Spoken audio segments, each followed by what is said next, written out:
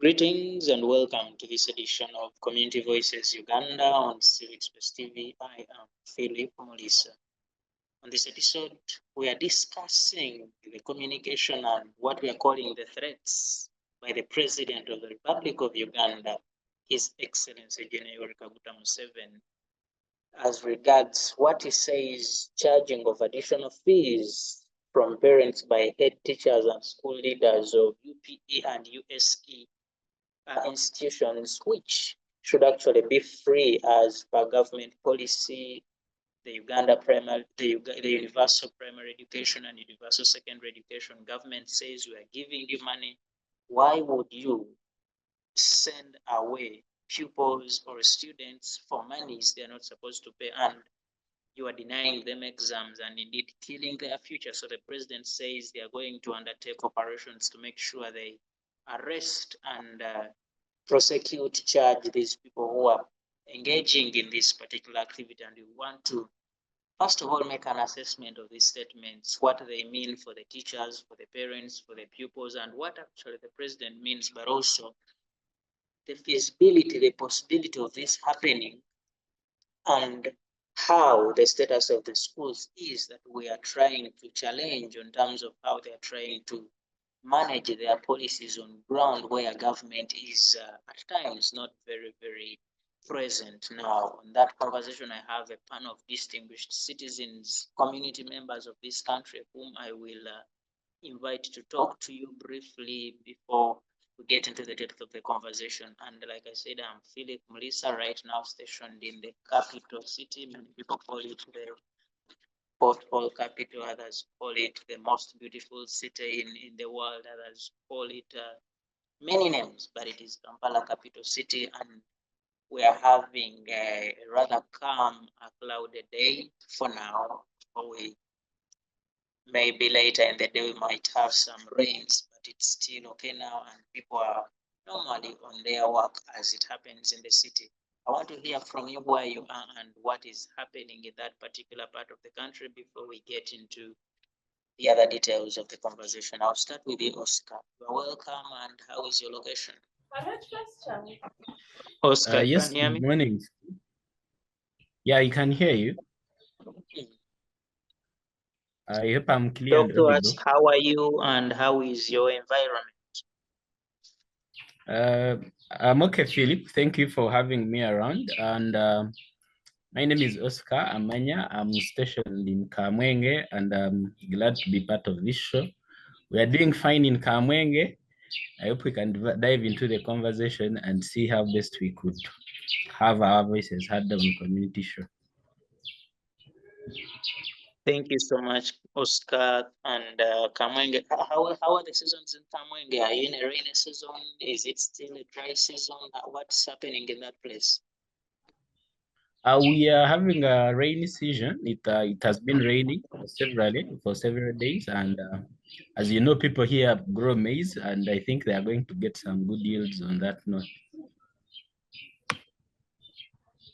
All right, interesting to learn. Thank you so much, Oscar Manya, a teacher from Kamwenge, and we can't wait to hear what you have to share with us on this particular topic, on this conversation. Faith Lugo, can you hear me? Greetings, welcome to the conversation. Yes, Philip, I can hear you. Greetings, how are you and how is your location? Okay, greetings to you. I am in Mbale. Mbale is fair, I can say, because we are having the rains and we have woken up on a bright day.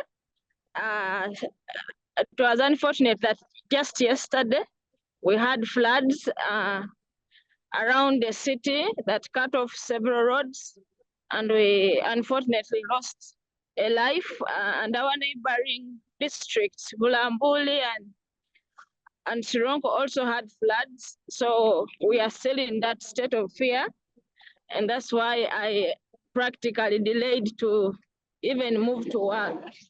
But we are hoping that all gets fine because I see people are getting back to normal, though there is very little traffic here due to, I think, the flooding that happened yesterday. Oh, thank you so much for that. And is there any immediate response from the central government to see that they assist people in that particular crisis? Yes, there is already response because yesterday when there was flooding around Namakwekwe, that's Navyonga River, the RDC was there on time, and she was there. They brought police, and police saved their life. There was a truck that had got stranded in the middle of the road, almost falling into the river. But all thanks to Uganda police that helped save the people that were in the truck and rescue the goods and even the truck.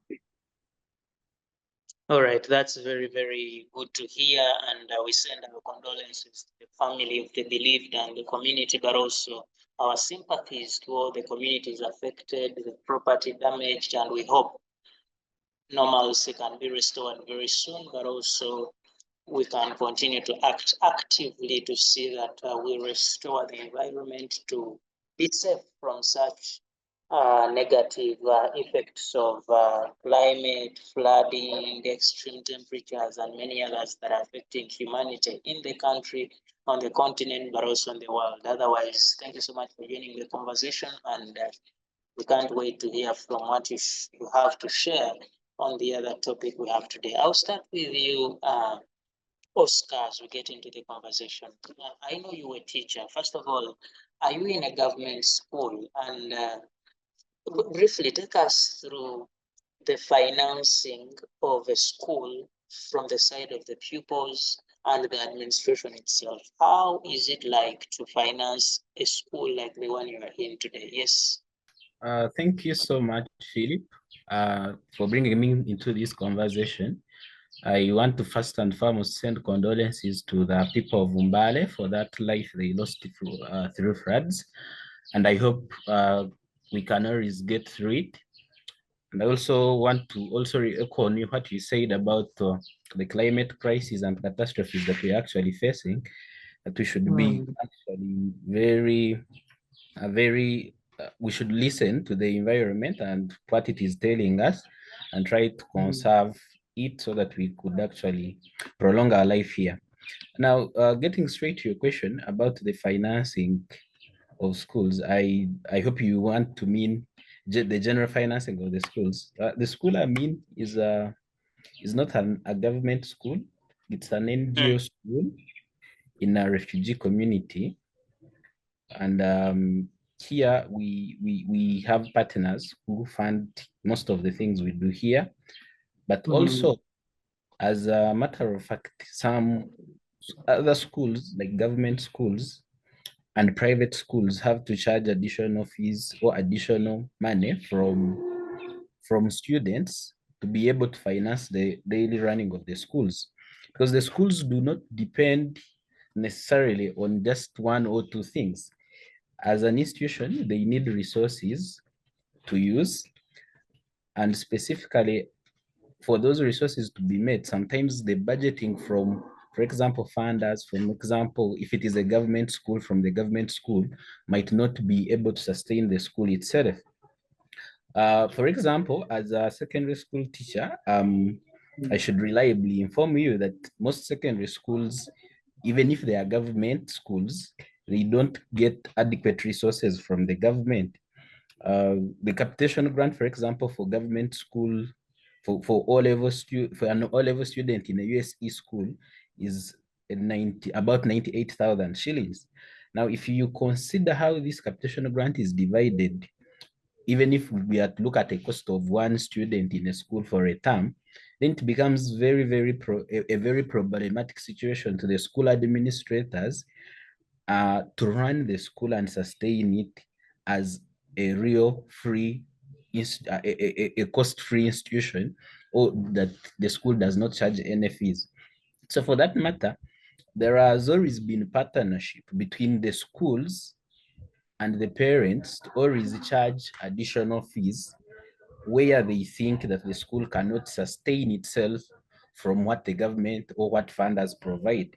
And that has always been a case where there is always must be a consensus, like through parents-teacher association meetings, where parents, teachers, school administrators sit and agree that in this and this case, for this and this matter, we are supposed to maybe vary fees and give a cost, they specify a cost and agree on it, minute it, and then pass such kind of fees. Whereas it is very true, I will not actually deviate from the fact that some schools are charging a lot of fees, which are exorbitant. But then we also must look at the situation of how this comes into place. If parents set standards of what they think they can pay, then it becomes very hard for like the kind of system we are running, of where we have I think a kind of a free economy to regulate fees in such a case, because the ministry's policy on fees in schools is that you must seek permission from the ministry to increase fees, but still there must be consent between the parents and the runners of the school, who are the administrators. So in that case, it becomes a problematic situation to resolve, that it is maybe an act maybe of fraud or something by the administrators, or it is an act of the actual situation which is in our economy. Maybe the cost, where the cost of the materials that the schools are using, the resources, the meal, scholastic materials is too high, and from the consent of the parents, these people are charging these fees.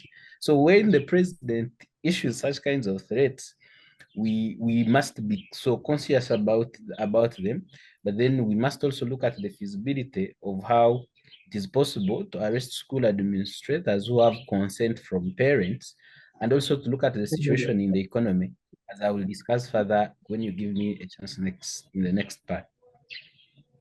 Thank you so much, Oscar, for that. And you raise very important issues there, including things to do with the economics, but also looking at how much money is given to these schools to manage the affairs of the students, to get scholastic materials, to pay the teachers, and all this that is required to make sure a school is running. Thank you so much for that. And we continue the conversation. Faith, if you can hear me, how is the situation like in terms of financing for schools in Mbale and areas around there? Faith, you can hear me? Okay, thank you so much. I really don't know whether you can hear me clearly, but I think I'll make my submission. The situation here, I can say, is not so good in Mbale because, as you know, all know, Mbale and Bugisu sub-region are one of the places where there is a very high population. So I can say there is very meager funds or funding from the government, which cannot fit into the population within the city and the district. You can say, if you take a study around the town or the city, you find that in a school that is an average UPE school, take an example of North Road Primary School that is in the city, you can find that the school has over 6,000 pupils in the school. Ngoma SS alone has a very huge number, though it is under the youth funding. But you realize that the funds that come in are not enough. The teachers are, first of all, few. So you find that such schools have to outsource teachers that can be able to somehow cater for the teacher to student or teacher to pupil ratio. So that means extra funding. The school has to pay them on a private bank. So I can say the government should not even say that such schools should not ask, or such parents should not be involved in paying extra fees or tuition for the pupils and students. Recently, we had a case in one of the district primary schools, the name of Bumbove Primary School. As the directive came, of course, district leaders swung into action and went to arrest the headmistress of that school of course, choosing how of abusing or failing to obey the government directive. But to their surprise, it is the same pupils of the school and the parents that went to bring their headmistress back. Why was it so? It is because these parents see the value of paying extra, given the fact that they see that the funds that come to the school cannot fully cater for the services. So I can say the government is trying so much to see that they fund, but for the government to say that they should completely rule out a contribution, then it means that they should do more funding and maybe improve in their grants that they give to such schools. I think I'll submit in more. That's all for now. Thank you so much, Faith, for that. And you give us real-time examples on ground. And I think it's very interesting that you mentioned in one of the schools, the head teacher was arrested, and it is actually the parents who would have been the victims of what is called an illegality that went to fight for the rights of that particular headmistress. Thank you so much for that. I come back to you, Aman. Look, we've had very many conversations in this country about the schools and the status and how they're operating. And when you listen to people, they tell you the schools are in a very, very sorry state. They do not have structures. Teachers are few. Students do not have what they need to study. When you look around Kamwenge, what is the status of schools, especially government schools in that particular part of the country? Do they have the buildings? Do they have the teachers? Do they have chalk? Do they have all a school needs to make sure it's running well? Yes. Amon, what do schools in Kamwenge look like? Thank you so much, Philip, for bringing me back to this conversation. Like I said, if all these that you talked about are around, then I think schools would even not have a basis of how they would start charging extra fees and additional fees from parents. Like you asked me, some schools here in Kamwenge. For example, we have a primary school here in Ramwanja Refugee Settlement, but the population influx is too much to the extent that these schools are actually operating in shifts. There are pupils who study from morning up to lunch, and then others come from lunch to evening. And this is one example in actually very many situations. So schools are struggling with funding, especially when it comes to infrastructure in Kamwenge. Most schools do not have enough infrastructure, and some actually operate, some of the schools will use makeshift structures like tents to make sure that they accommodate the students. Then when you look at the staffing gaps, the situation here is not different from what is in the country. You will find that on a school where you have a very large population of students, a very large enrollment, you have a very, very few teachers who are actually teaching on government. So the school administration has to come up with with ideas of how they can outsource teachers, bring them to ground to actually cope up with the enrollment. So schools in Kamwenje, I must say that in very many parts of this district, the schools do not still have structures, and the staffing gaps are still very much in terms of having an optimal teacher pupil ratio, because optimally the class should have at least, if we say 1 to 50 students, that would be a good teacher pupil ratio. But you find that in most classes of schools this side, you find that the class has over 100 students in a class. And as a teacher, you have to handle that class. And when you get to stream, then that means you have a cost of an extra teacher who should be there, but who the government has not brought that kind of a teacher. So all this justify the reason as to why some of these schools will go an extra mile and procure or try to get money from the parents so that they could actually meet these costs. And when you look at the threat of actually trying to arrest these teachers, It's like if you have a family, you are head of a household where you find that you don't provide the kind of clothes that you want your daughters to wear, but then you want to punish them for wearing some kind of indecent dresses. So I think that before we look at before we look at arresting these people for charging extra fees, we should look at why are they charging these fees, and we should also look at the consent of the parents in actually having these fees charged. But back to the question of the status here is no different from any part of the country. Like I gave you an example of that Turamwanja Primary School where students are studying in shifts and it is evident. So schools this side are still lacking structures and the government schools still have a lot of staffing gaps. Thank you so much, Aman, for that. And very important to give us a picture of what Kamwenge is looking like in terms of how the schools are. Faith, I want to come back to you before I get to the RDC that has just joined us. Look, we've just been told about, you told us about the parents that went to rescue their head teacher. Talk to me.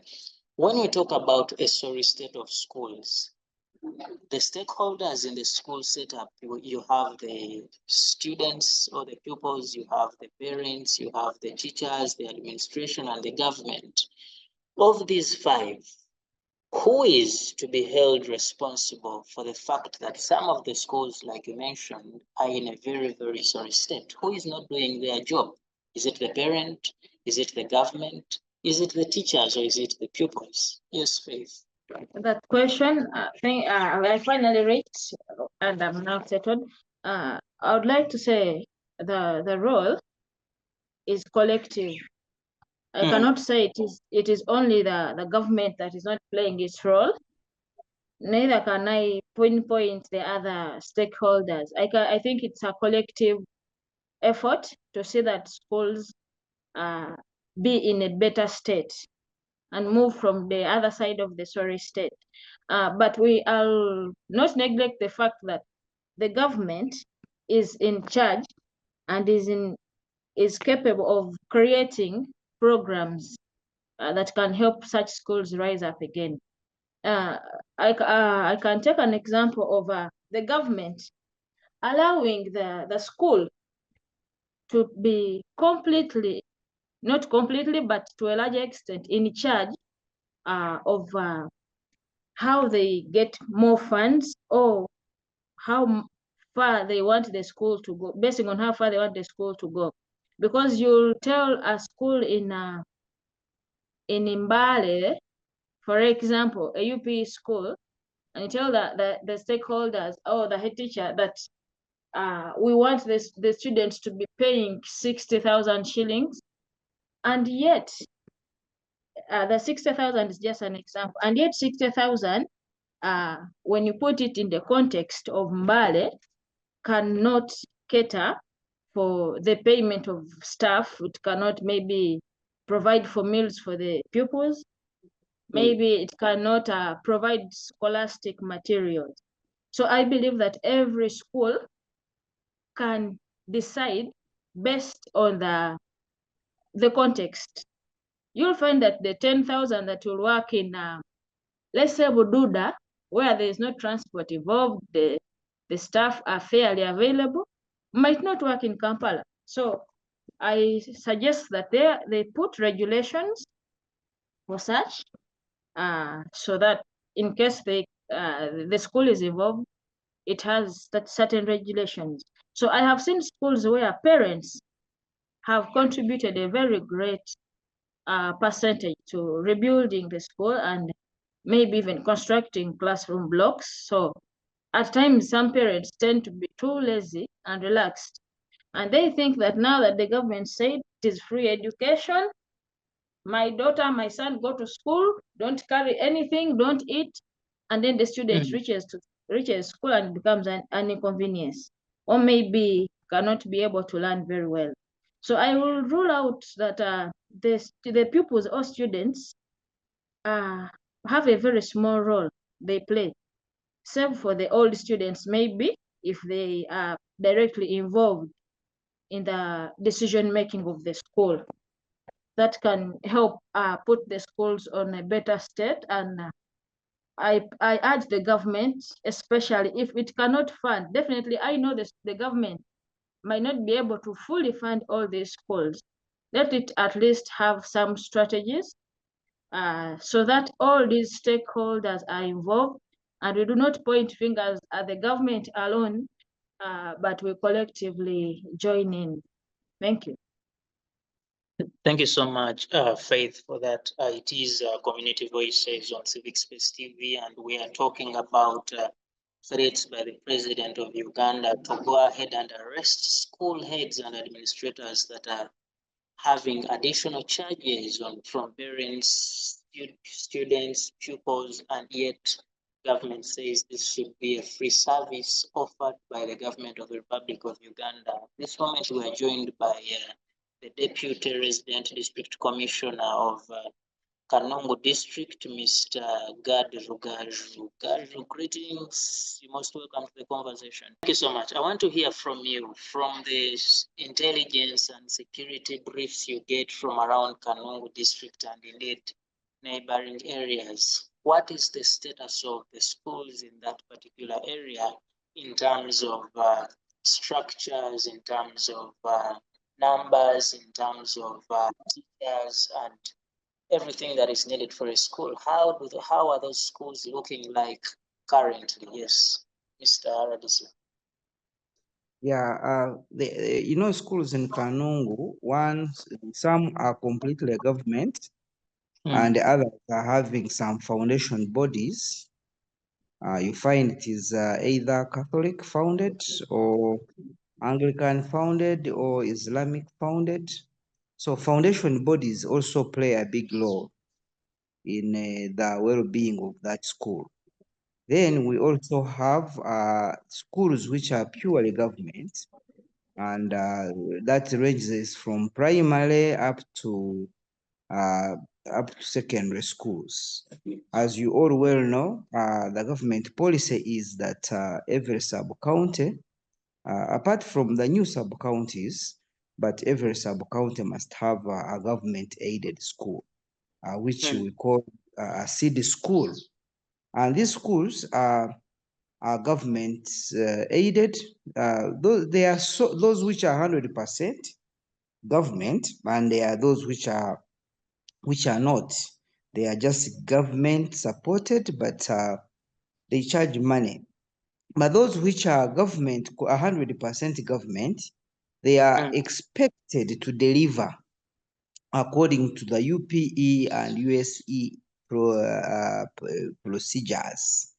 And the programs are that there is no payment in the government founded schools. And the government pays teachers. The government gives a capitation grant, which caters for slashing the compound, buying some scholastic materials, and any other thing. So government keeps on injecting in a lot of money. Though some schools which are supported, but they are supported by government, but they have been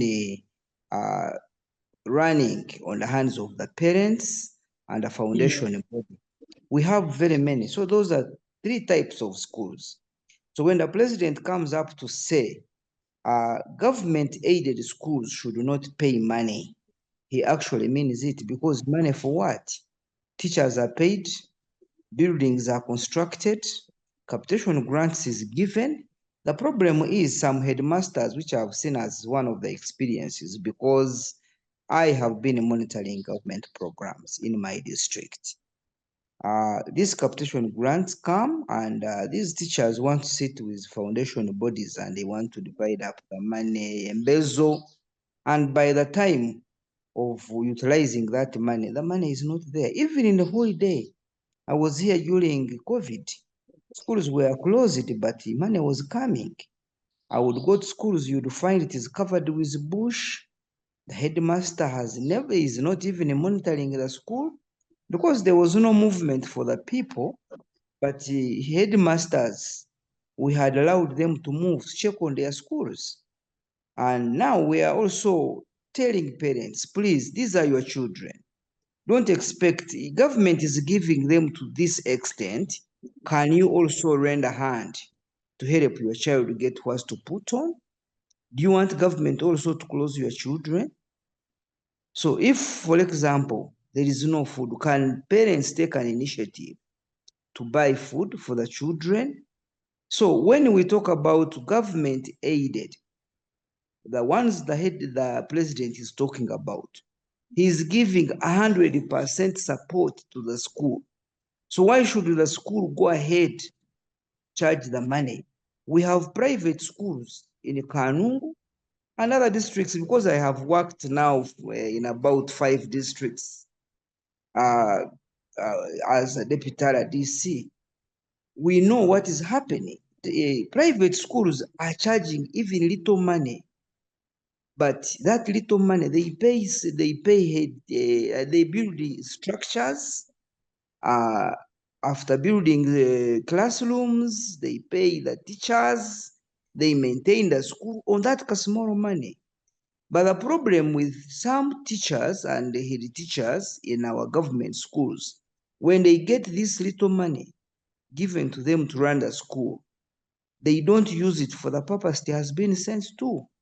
So when they don't use it for the purpose that it has been sent to, they end up now beginning to chase away children. They want children to pay money. They want to charge them. Then parents also, they leave responsibility completely to the teachers.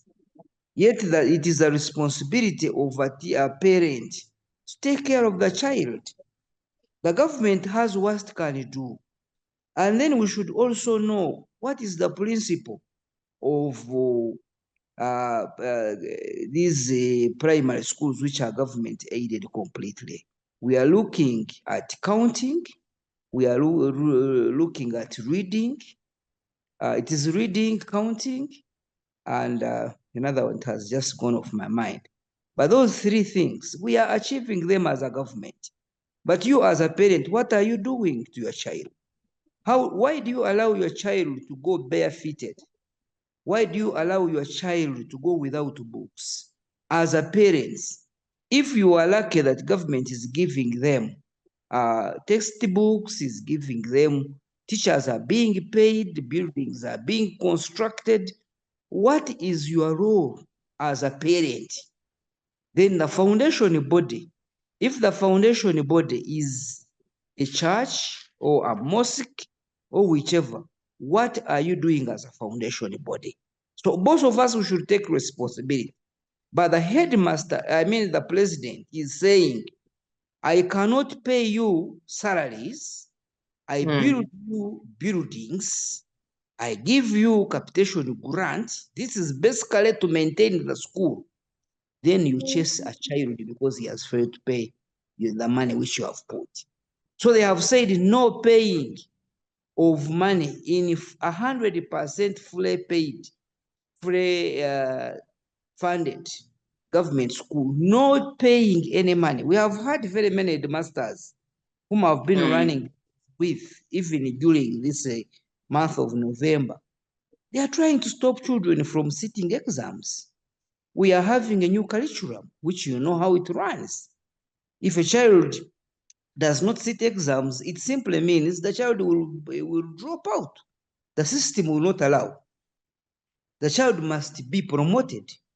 If you want to begin looking at grades, please go to private schools. Because with the new curriculum, the child must go. The child must be promoted. And you are not paying any coin. So if you are not paying any coin, then you dance to the tune of that school. Well, thank you so much, Mr. Gadru, for that comprehensive overview of the communication by the president, but also the entire policy of UPE and how it operates, including having to government giving salaries and providing construction buildings and capitation grant to see that the students progress, but also highlighting the fact that they have to keep on progressing to the next level each and every year. Thank you so much, Bwana Radise, for that, and we'll get back to you a little later in the conversation. I want to come back to you, Mr. Amanya. Look, when the president, who is the fountain of honor and the commander-in-chief of the armed forces, comes out to say he will arrest a particular category of people, and in this case, we are talking about school heads, administrators, and teachers who are asking for this money that the RDC has just called illegal money. What should this mean for these people? What is the effect on the schools, on the pupils, on the teachers, and in other words, how are they reacting to this particular communication by the president? Do we see a sense of being scared? Do we see them scrapping these monies? Do we see them inviting back the pupils that had been chased? What is happening on ground, and how should they react to such a communication? Thank you so much, Mr. Philip, for bringing me again into this conversation. First and foremost, I want to not to disagree so much with the Honorable RDC that this is illegal money. In most cases, like I said, this money is put with the justifications, with the agreement of the parents, teacher associations, and actually the administrators of the school and these foundation bodies. So in that regard, the person who has consent of the parents, the person who has followed standard guidelines from the Ministry of Education, which is seek consent from the permanent secretary before you increase fees or change fees, and has all the required legal support or legal backup, has no reason of why they should get scared. And then you look at, like I said, looking at these threats is not to just look at people should not pay, but the reason as to why these people are paying. Like he said, parents have a responsibility about their child. Now, the government leaves an open, if I may say, a loophole for these administrators to keep charging these fees, because you are saying parents should bring food. Even in 100% purely funded government schools, the government does not provide money for food, and the RDC knows that. And then there comes a parent who claims that my child should eat this way and this way. For that matter, if the child is going to eat this way and this way, they set standards for that price and for that kind of price tag, and that's what the school will charge them for that. So, in saying that you want to arrest the particular group of people which is charging fees, then it means you are actually trying to say that you are providing everything to the schools, which is not the case, as the RDC knows. The RDC has talked about capitation grant. Now, the highest capitation grant they pay to pupils in A level is 98,000 per student. Now, 98,000, the capitation grant is supposed to be 50% for instructional materials, 30% for curricular activities, 15% on school maintenance, and 5% to power and other utilities. Now look at this. Look at just the situation of co-curricular activities. We have ball games where students are charged participation fees. Now to fund a child, just one student, let's say he has participated very well from regional to national levels, what can 98,000 do to you? So in that regard, we should not just look at why, how that these people should stop charging extra fees. We should look at what is the basis as to why these head teachers are charging these fees. As less as it is a collective responsibility of all of us, is the government providing enough capitation grants to run these schools so that they have a basis as to why they should arrest these head teachers? Is the fees increased without consent and without following guidelines of the Ministry of Education? Those are a key to this conversation.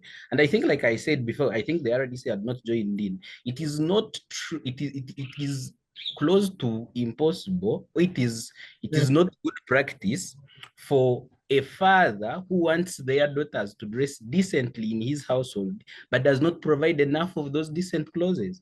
It means if you are not providing enough of what is required to your level of decency, then you should let these daughters wear the way they want, because they are providing themselves with what they want. You are not providing food. The parent wants rice served to his child, and then he sets the school fees for that. and then the school is charging that, which looks exorbitant, of course, but that's the standard the parent has put. And then the head teacher will not say, I will need your child to feed on posho and beans, and for that matter, reduce the cost to this kind of level. So me, I think, like he says, it is a collective responsibility to make sure that our parents and our children access education, which is of quality. And to access this kind of education of quality, we must not pinpoint fingers at each other before looking at what we are failing to do. We should make sure that we have taken care of all what we are supposed to take care of, and then we can start looking at the wrongdoings of the other person. If you said government is paying teachers, you have an enrollment of about 1,000 students. The government is having only 13 teachers on ground. You need the extra teacher. Of course, 13 people cannot handle 1,000 students. And who is going to pay these teachers? The capitation grant of 20,000 for UPE per student is going to pay teachers for 3 months in the term. That looks very, very impossible. So I'd like that when we are discussing these facts, we come with the realities of the situation and not looking at the fact that some kind of group is trying to benefit. I don't rule out that some teachers or some head teachers and administrators are not actually maybe engaging in embezzlement of these funds, but then that's where the responsibility of the parents and other stakeholders come in. If we are paying for food, have we gone for the PTA meetings and scrutinized the expenditure of this school for the past year, and so that our money is doing what we paid it for? So that we can rule out these people who are stealing and are charging excessively high fees from us, because it is our responsibility. Because these people are taking that weak line. The government is providing everything, but we want extra teachers, PTA teachers. All the government is paying some teachers, but we don't have enough teachers. The government is doing this and this, but we don't have food, and we want your children feed from here. And the parents agree to that and then pay these fees. But do they make a follow-up to check, are these people using the fees we paid for what we paid it for? So that we create a kind of harmony where the government can contribute what it can, because Mr. Radisi must admit that the government cannot contribute everything that is needed to sustain a school, and where the parents are aware of what they are being charged for and how it is being spent. And I think that is what could make this situation look a little bit contained. But as it asked, if it comes to the scaring the people because of the threats, I think these people have a very good weak line in the government policy where they can easily escape from the arrest. And like Faith said, the parents would actually go for them because they are aware as to why these people are charging these extra fees. And in cases where they are not aware, then it is the responsibility of these parents to make sure that they hold those accounting officers accountable for the money they have charged them and they have not used. But the government can Thank you. people from charging fees when it has not provided everything, like Mr. Radisi created. Thank you so much, Oscar, for that very powerful submission. Very important points there to look at and underline and think about in the execution of this particular policy. Faith, talk about the quality of the education we get from these specifically government schools, because we keep talking about Oscar here just told us that the highest capitation grant for A-level students is shillings 98,000, and he mentioned the 20,000 for primary schools and all the other things, including the funny buildings we talk about and so on. What is the quality of pupils and students being produced in these schools? What is the kind of education they are getting, and indeed, is it the education they need in 2024? Yes, Faith. Thank you so much. I think the quality is wanting. I cannot say that the quality is what we really require, especially in this generation and era. And this can be seen through the comparative studies. When you gauge the private school, first of all, the setting itself and the equipment in such schools, it is nowhere next to the government aided schools.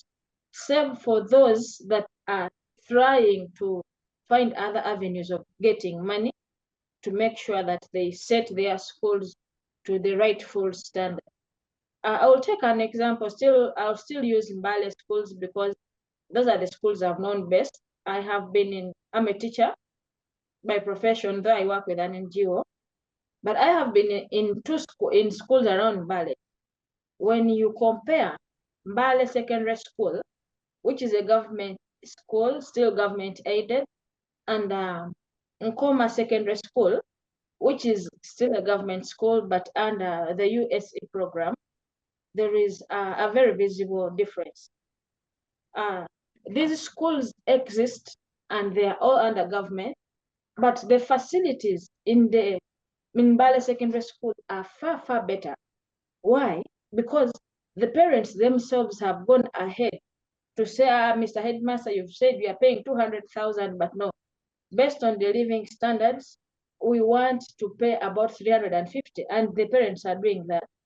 Of course, it is working in that context. 350 might not be the same money that will work in Kampala, of course, but here, that is giving a student quality education. And under the consensus of the parents and the board of governors, and it is working. Nobody is complaining about it. So I really see that the government should open up this as long as the parents believe that the students are not being given quality education. There is very little research on the side of our government. This does not mean that I am demeaning the government, but you find that the government just implements, like just listens to directives from our president, who is the fountain of honor. Yes, he is a people person, and he feels that the poor person should not pay that much. But as much as he wants quality for these children, then there should be extra funding for these schools to help them reach to the standard of the private schools that are there, and then the government-aided schools that are accepting to take other channels that shall put the schools to the right standards. You find that in these almost fully, as our RDC said, fully paid for schools by the government, you find that the teachers are overwhelmed. They are highly overwhelmed. You look at Mbale Secondary School, which is government aided. It has about 285 teachers, and you'll find that about this, you find that only around 100 government paid by the government, and they're on the payroll. So why is it looking better there? It is because the school has taken an initiative to pay these extra about 150 teachers. I think we seem to have lost faith because of network connection, but she should be joining us as we continue with the conversation. As we wait for Faith to join us, I want to come back to you, Mr. Rugaju. Look, you heard the comments from Oscar here, who is a teacher, and he told us that the capitation grant we are discussing is very little money that cannot sustain these schools. But also you heard Faith here telling us how the quality of the learners and the learning environment is still very low, and we have very few numbers in terms of teachers, and these are things that cannot sustain the quality of education we want to see. How do you respond to that at a time when government is saying you should not do more other than what we have done as a government? Yes, Mr. Radisi. Last month, I attended a graduation. I was invited at the graduation in Kabale University, and one of the students who was graduating with a master's in engineering gave a testimony how he managed to reach at the master's. One, the student must be willing to study and must have a vision. You must have a purpose for your living. This student, he actually never went to O level. He never went to A level. He went through, after P7, he went in the technical school. And from technical school, he did a certificate, did a hired certificate, did the diploma, did the degree. And so the problem with us is we are still looking at the way of being successful as just jumping from O level and you go to A level, then you go to university, do a degree, then you do a master's. The government is saying no.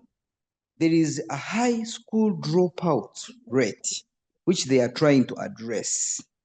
And they are saying if a student is to drop out, at least have some skill. This thing of saying, come and sign here and you begin putting a fingerprint, the government is saying, no, can we help these people finish P7? Can these people gain skills of writing and counting? So if you want high quality, you go for where high quality is. Because we are looking at some people who are dropping out. You find someone is a border rider. When you say sign here, he's saying, please, can you bring for me ink? So we are looking at, can these students gain some skills? We are looking at skills development in the new curriculum. So if you want, even in our homes, you can't have enough. We are all in homes. You can't have enough. I can talk about, for example, me as a deputy RDC. Yes, I'm a deputy RDC. I am a public servant. My salary is well known according to public service. If I want high standard of living, this high standard of living, I should know that my salary cannot sustain it. If I want a high paying job, then I should quit being an RDC because there are NGOs there. There are places where they are paying a lot of money. And if you want a lot of money, please, then you know you are in a wrong place. So these government schools, especially UPE, we are saying, can these children gain these skills? We are looking at skills development. The president is promoting skills development. And how did it come? It came when almost there was 70% dropout. How do we address the problem of school dropout? Then that's how UPE came. So, but besides UPE, if you want high quality schools, they are there. In every village now, there are private schools, and we thank these entrepreneurs, these people who have put up these schools. But we should also appreciate that there is a government-aided school. When we go to USE, I think there is no USE school that is 100%, apart from UPE. So we can still achieve our dreams, but we should know that there are other people from a very poor family that cannot afford education if they are not supported that way. So you can't have the best in those schools, but we have also a dream. There is a vision for that. There is a vision for USE. There is a vision for UPE. And if you want this luxury eating good food, as one of those teachers was saying, please go to where the food is, but also allow those less privileged children to also access education. And you have to also know that in every home, in every office, there are rules and regulations to follow. If the teachers are being paid, the buildings are being constructed, if you charge this money, you are charging it for what? The parents should pay their law, the teachers pay their law, government pays their law. But 100% satisfaction, you can never have it. You can't. Even all of us, we are salary earners, probably. You can't have 100%. But if you can have some percentage to sustain you, to move on. Now, a very poor child from a very poor family, If you charge fees yet the government has paid, you chase that child, the child will drop out. So we are addressing this problem. Can we have, by the end of P7, can we have a child who can count, write, and express him or herself? That's all. If you want the quality, there may be a child to get a triple A, maybe to get 8 in 8, please go to Budo, go to Mwiri, go to where. But these schools are meant for the very poor children who are dropping out without any skill. All right, thank you so much, Gwanara. And it's very important to recognize that there is a problem that is being solved, and we work around solving that particular problem. Thank you so much for that overview, colleagues. We realize there is a challenge and we need to solve it, but also most importantly, we need to work together as a people. We need to work together as students, as pupils, as parents, as government, as the foundation bodies that are being talked about to make sure we proceed. I want to pick from you recommendations in this particular situation. What can we do? What can government do? What should the parents do? What should the learners do to make sure, one, we harmonize this relationship and make sure we get the best for the pupils and indeed for the country? I'll start with you, Oscar. What can be done to see that we work together and produce the best for the country going forward? Yes, Oscar. Okay, thank you so much, Philip, for that good question. Because if we talk about and discuss a problem and we don't solve it, then it is not a good discussion. I want to first first re-echo the words of the RDC about the fact that there can never be 100% satisfaction, and the fact that he agrees to the fact that sometimes the government cannot provide everything, and that when they are looking into enforcing such a policy, then they should look at that fact and also look at the consensus that is between there and the parents. And that's where I will give my first recommendation from. One, there are schools which are charging excessively high fees. And the recommendation I make in that case, I've placed that responsibility on the parents. Parents have a tendency of sending us their children here at school, and the students are actually the ones who are communicating to the parents. Find that the parent has never stepped in an office at school and doesn't even know the head teacher.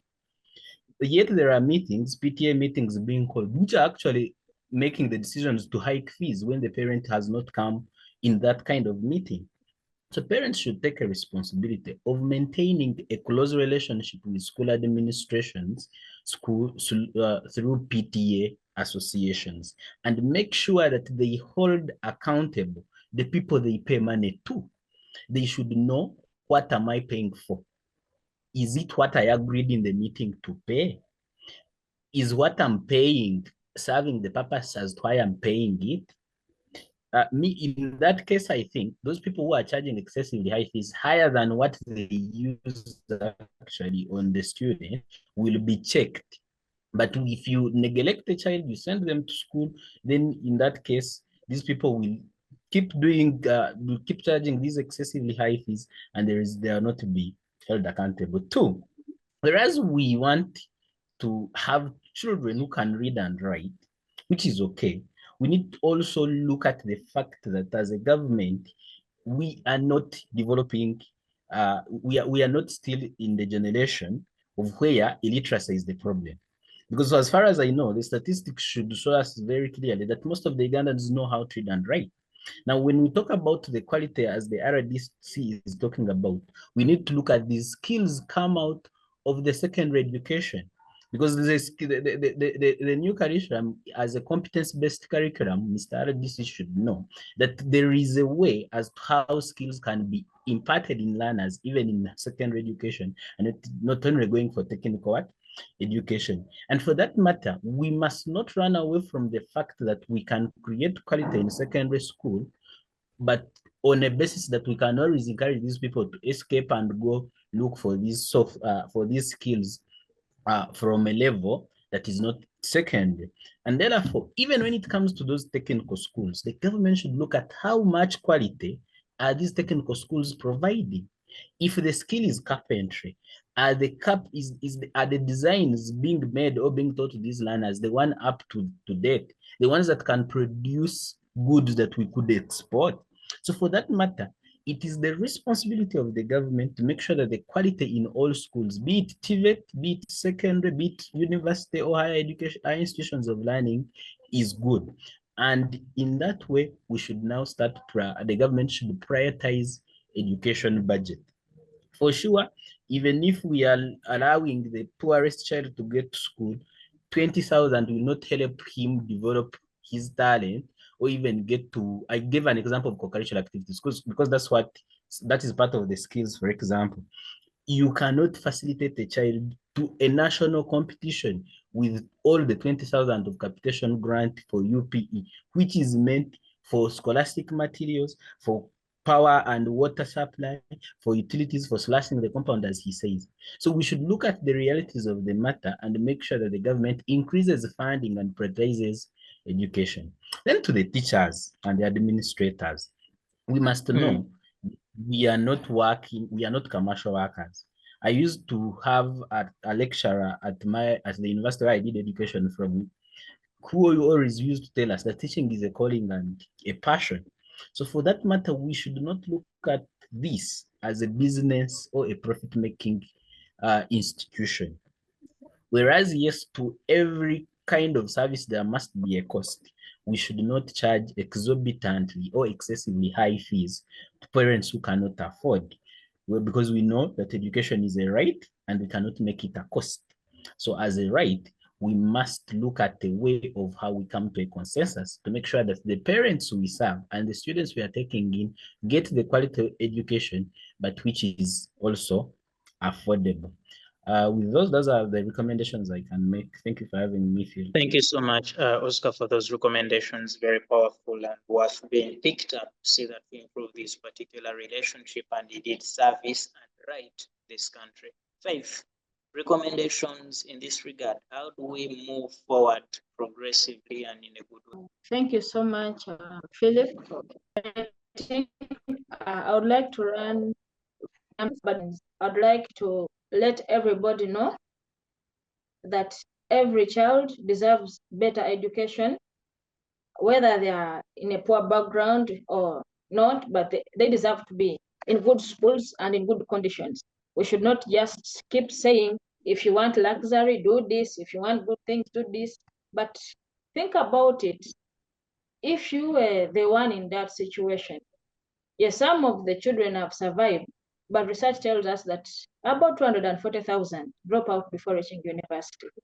And that's, we only have about 5% reaching university from the UPE and US, let me say UPE schools. So that means that out of the 100, 95 are nowhere. They're not reaching where they're supposed to reach.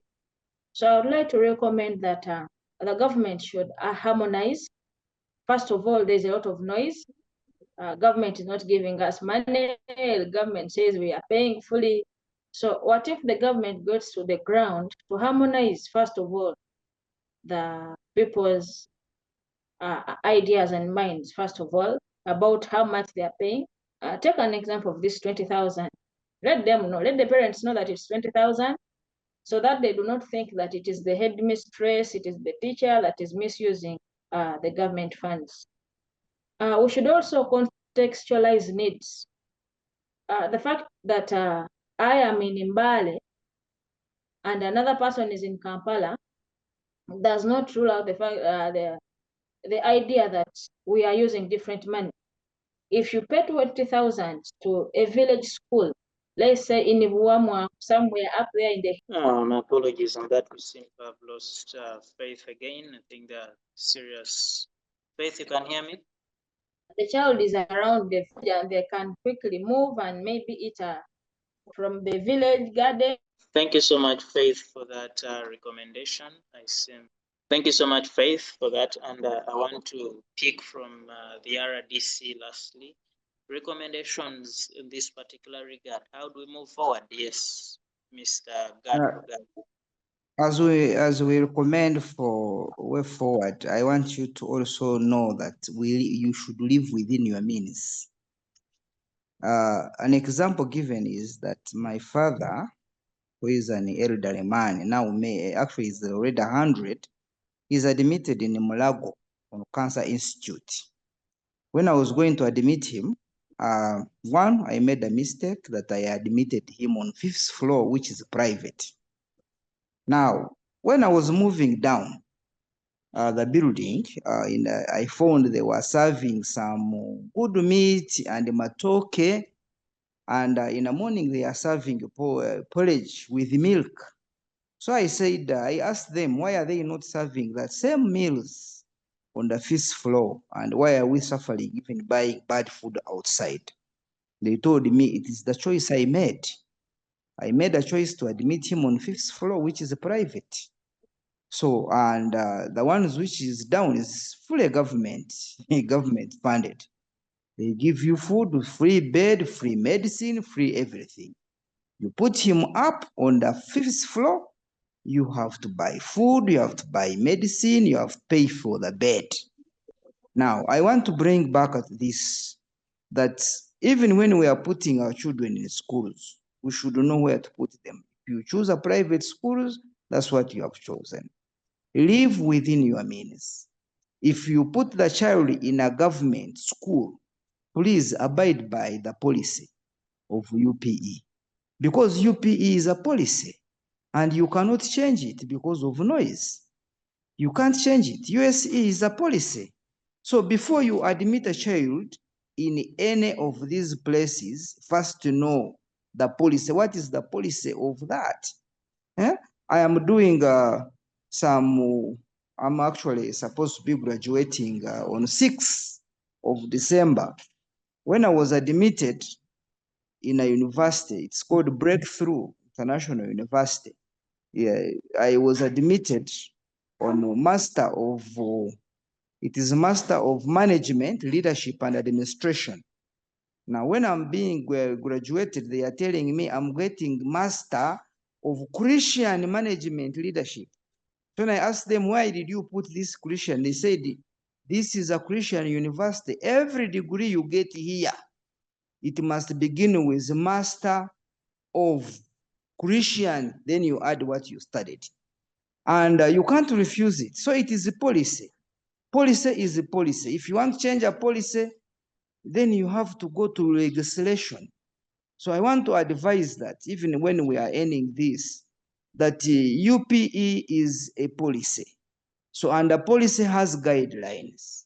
And once you put a child in a UPE school, you have to abide by the guidelines of the policy. So the policy of the UPE says there is no paying, there is no repeating class, there is no refusing a child to sit exams. Those are policies. And the policy, you can't do anything about it. So I want us to know and agree and appreciate. As much as Faith was saying that there is high dropouts, that the children in UPE, they don't end up reaching university, a small number reaches. It's okay, because the policy of UPE is not looking at university. It's looking at the child managing to write, read, and count, only 3. So if you put a child there, you just know the policy is just read, write, and count. So if you don't want that, go where something is offered. But otherwise, if you put a child and you don't want to abide by the policy, you begin making a noise. And when you make noise, you can't change the policy. That's why you arrest teachers and head teachers who are chasing children. That's why we arrest them.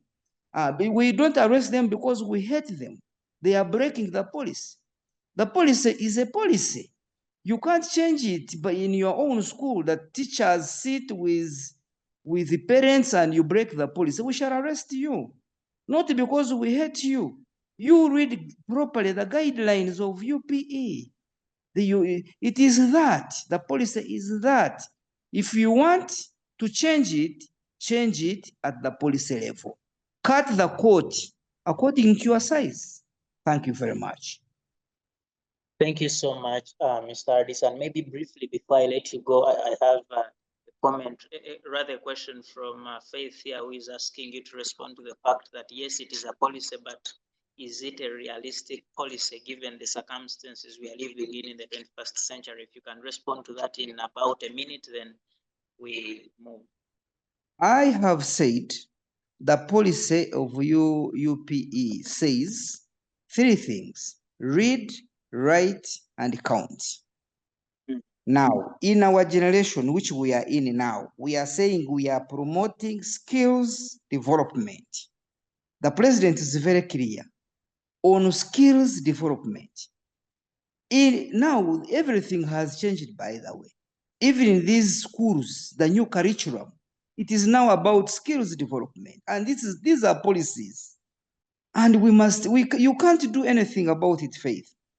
And I want to tell you, whether you like it, you can remain in the old curriculum or the new curriculum. But the new curriculum is this. It is very realistic and is okay. The whole world has adopted it, and Uganda also must adopt it.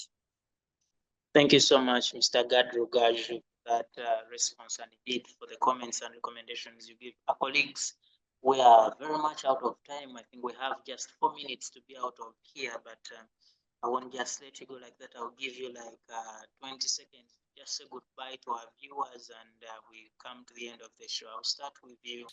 Thank you so much for this minute of farewell. I want to actually let the people and the viewers know that whereas it is outlined in the policy of UPE and USE that schools are not supposed to charge fees, but it is also under the same policy that parents can pay voluntarily contributions. And that is the weak line I was talking about in the policy, that the head teachers are exploiting to overcharge students. You can't claim a child will be at school without food, and then you have a policy which says no payment, so no food, hungry. I think that is something we should correct. Otherwise, thank you all for watching us. Thank you, CCG, for having us around. It is always a pleasure being here and discussing national issues. Thanks you, Philip, for hosting us today. Thank you so much, Mr. Manya Oscar, who is a teacher from Kamwenge, for the views and for joining us. Faith. Thank you so much. So sorry, my network has been on and off, but I'm glad I'm back. I would like to appreciate everyone who has been here to discuss this very contentious issue. I think this issue needed over 3 hours for us to feel like we have discussed it, but nevertheless, I would like to appreciate the government policy, the UPE policy, but of course, I'll not say it has only faults, yes, but I will request our dear RDC, who is a voice to the president, who also knows that it is not realistic for a child to pay 20,000 or the 97,000 at secondary school level, to take back our voice, that we as the community, in the context, we who are seeing what is happening, praying that if the government puts that policy in place and keeps arresting the head teachers, let it also go ahead to edify on the plate so that the head teachers will be able to share the resources. And it's also my plea to the schools out there that not all shall be done by the government. We can do other resource mobilizations through the old students, the community, the politicians out there that are very much willing to pay, and of course to get the votes. I think they can make use of that for the good of our community. But nevertheless, we are grateful and we pray that we move from the 5%, at least if we could reach to 50% of pupils graduating, that will be a thumbs up for our government. And every child deserves better. Every child, whether from a poor background or a village, they deserve to be in a good state, have a balanced diet. Like our mama said, if they are to eat eggs, they won't use the 20,000. Thank you. That's all I can say. Thank you so much, Faith Lugo, for that, and I hope it is achievable. And Finally, Mr. RDC, your final remark. Yes, yeah, my final remark is also a reminder that every policy, once it is implemented, there is a policy review. And recently I received the PS Permanent Secretary, Dr. Kedres. She has been in Kanungu before actually she was appointed PS. And she had come with a very big team, and they were on research. And this research was looking at policy review of UPE and USE. I hope the findings that they have gotten during their tour throughout the whole country is going to inform the Ministry of Education. And we are happy that she was heading the policy review before she became a permanent secretary, Minister of Education. So there is hope, and some of these views are being captured. So let us not give ourselves headache, because the ministry, every policy will be reviewed. So now that they are on policy review, I hope the teachers have given all these comments, and some of the things they have collected in the research for the policy review are going to be considered. And I hope for the best, because education is the foundation for this nation. Thank you for everyone and for well articulated, and thank you for the moderator today for bringing us very good, informed, and articulate participants. I thank you, Faith, and my brother, the teacher. I have not gotten his name well, but thank you very much. Yeah, Oscar. Thank you for all your views. They are very, very important, and for the national building and national importance. I thank you. Thank you. Thank you so much, Mr. Gad, for your views and for making time. I don't know, Rose, do you want to, in 10 seconds, to say hi to the people? I think Rose cannot hear me. Mr. Oscar Manya, thank you so much for your views and for making time for the conversation. Madam Faith Lugo, thank you so much for your views and for making time for this show. And indeed, Deputy RDC Kanungu District, Mr. Gad Rugaju, thank you so much for your views and for making time for the conversation. And most importantly, you are viewers, thank you so much for making time for Community Voices on Speak Space TV. Special thanks to the technical team, and special thanks to the Center for Constitutional Governance for making sure this is done and is possible, and we contribute to the progress and development of our country. From us, we say good evening, and may you have freedom always.